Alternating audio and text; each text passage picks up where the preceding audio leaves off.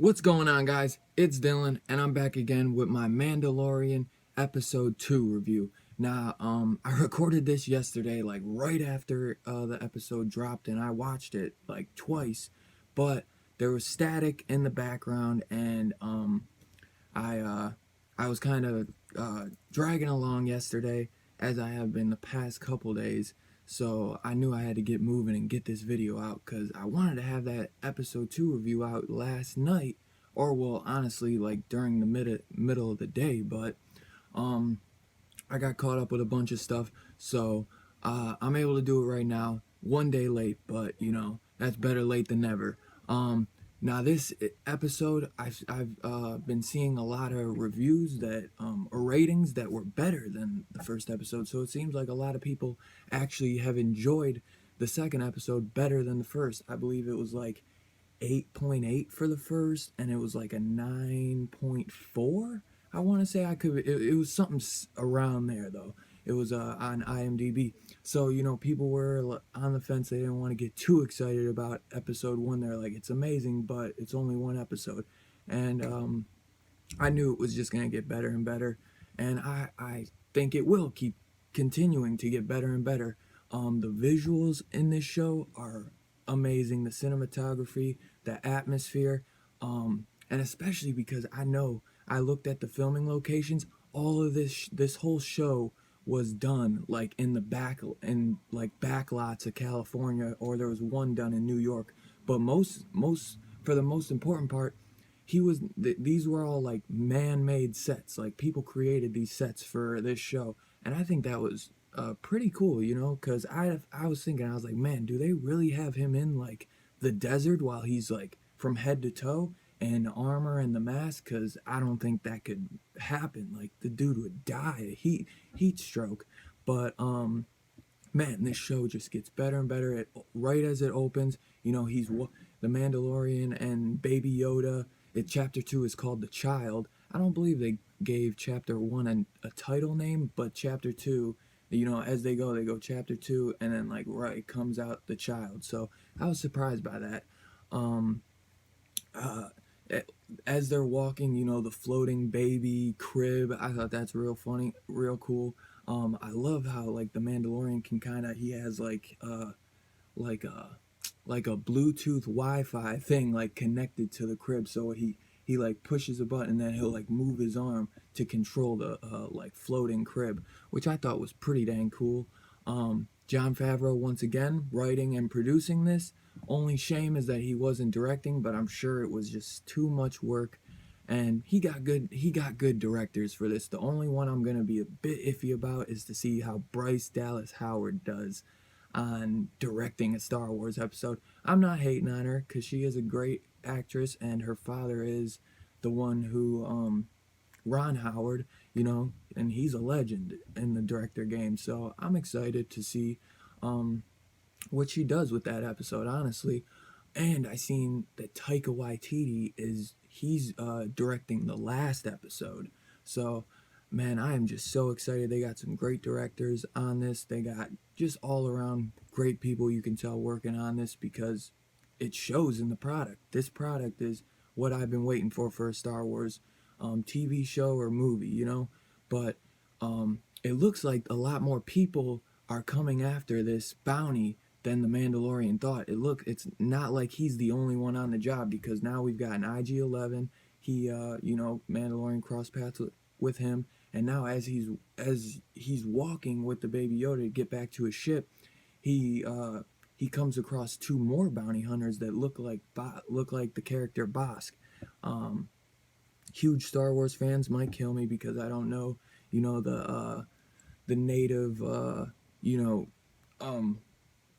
my god, what is it? Like what descent, Bosk is, because I'm not big on like all the alien names and everything, but so as he gets into that fight with those bounty hunters, he sees that they have the same type of tracker that he had to find the baby, and he realizes that I gotta hurry up because I gotta hurry up and get back, collect my bounty, because a lot more people, it seems like, might be coming for this. And he gets back to his ship, and what do you know it, that Jawas have completely scrapped his entire ship. They literally have cleaned him out. Not even they haven't like destroyed anything. They just completely scrapped everything and cleared him out. They took his weapons, they took everything, man. And at this point he's stuck on this planet now.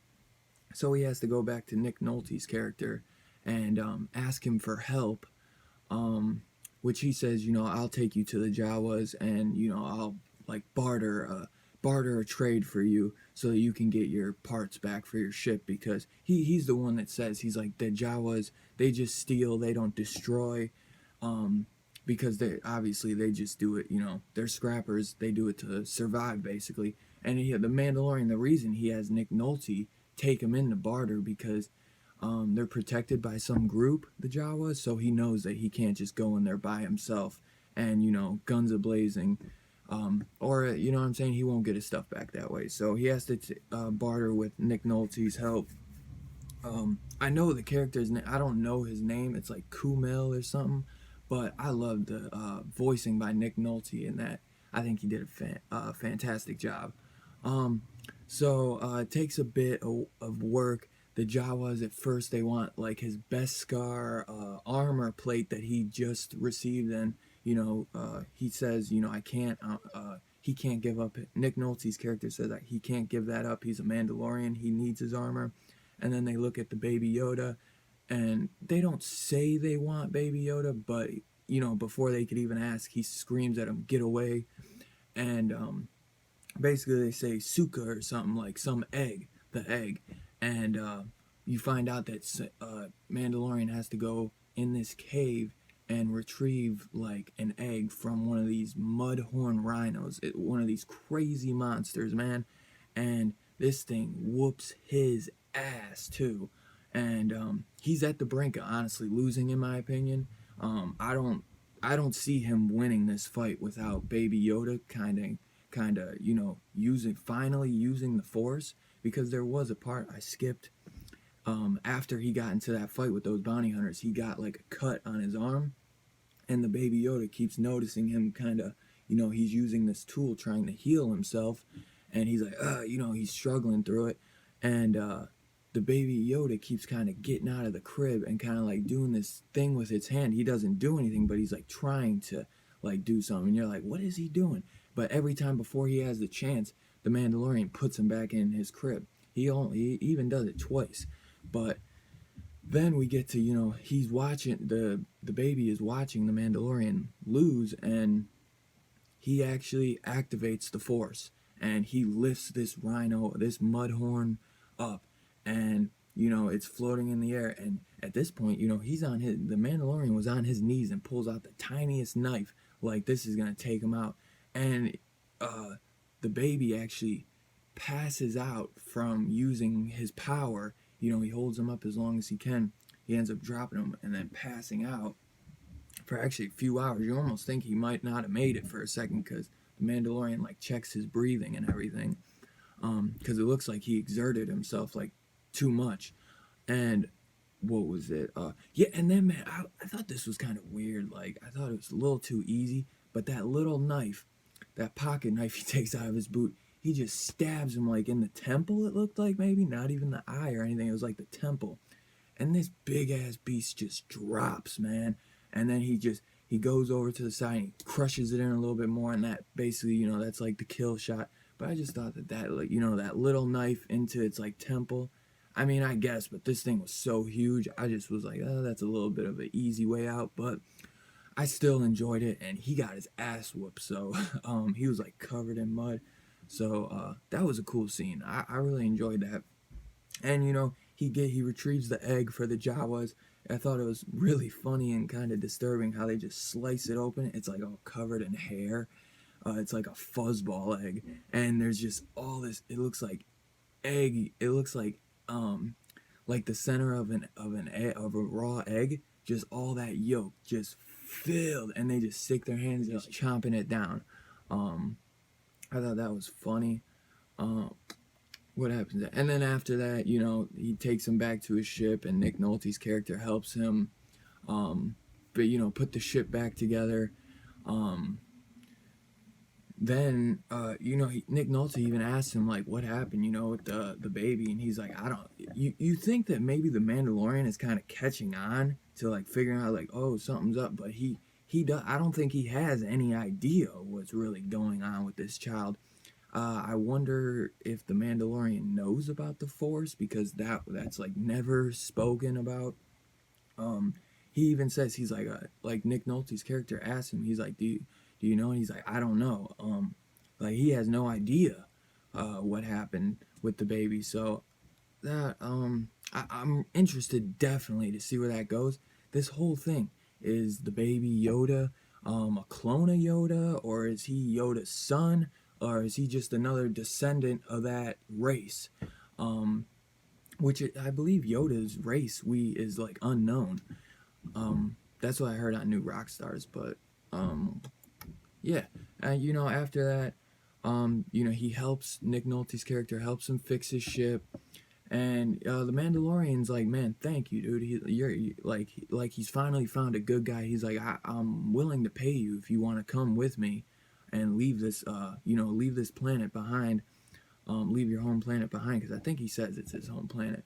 But he's like, no, I've worked my entire life to just live, and finally now I get to just live, and I'm done with working.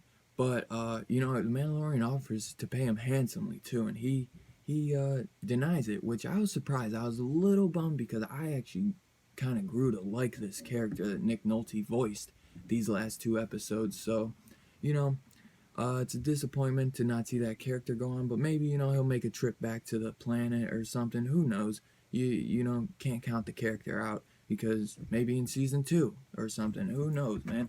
But yeah, I thought that character Nick Nolte voice, I like that. I have spoken. You know what I mean? I absolutely love that. But yeah, man, this was a fantastic issue, or a fantastic episode. It basically ended with them, in space, and they finally made it off the planet, and Baby Yoda finally wakes up from his slumber of, it being exerted from using the Force, is what I'd say. He finally wakes up like hours later after they fix the ship, after they've taken off. He finally wakes up. So he was it. That exerted him quite much, because he was out for like 12 hours. I'd say. I mean, how long does it take to fix that ship? It might even been longer. But this was a great episode. Let me know in the comments down below what you thought of this episode, and if you're as excited as I am for episode 3 and for this whole series to just keep going. And I pray this gets a season 2, and season 3 and season 4, because this is just a great show, and I've had so much fun with it. I honestly can't remember me having this much fun with Star Wars since I was probably a kid. I mean, The Force Awakens brought back hella nostalgia, but this one, it just really had me like jumping out of my seat the first 2 episodes, and it's hard for a movie to do that for me, unless it's a Marvel movie. Those ones I'm always literally on the edge, but that's what I want. You know what I'm saying? I want that out of my Star Wars, and that's a good sign that if you're bringing this Marvel guy, Jon Favreau, over to do Star Wars, and he's giving me the same vibes, or those vibes back again from when I was a kid, or the same vibes I get when I watch a Marvel movie, that's what I want, man. That's why I believe Disney hired Jon Favreau and let him do this, because they realize this man is a genius, and he can really get the fans emotionally invested in these characters and really feel for them. And I just love that, man. I highly recommend this TV series if you are any type of Star Wars fan. But yeah, like I said again, hit that like on your way out, hit the subscribe, and I'll catch you guys on the next one. Peace out.